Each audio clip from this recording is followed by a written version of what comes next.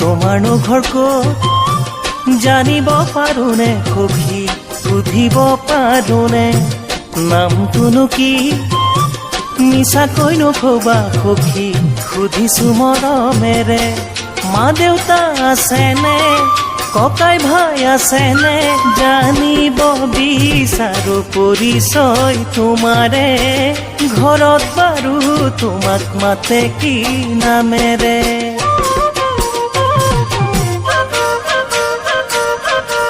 পঢ়ি আছা ক'ত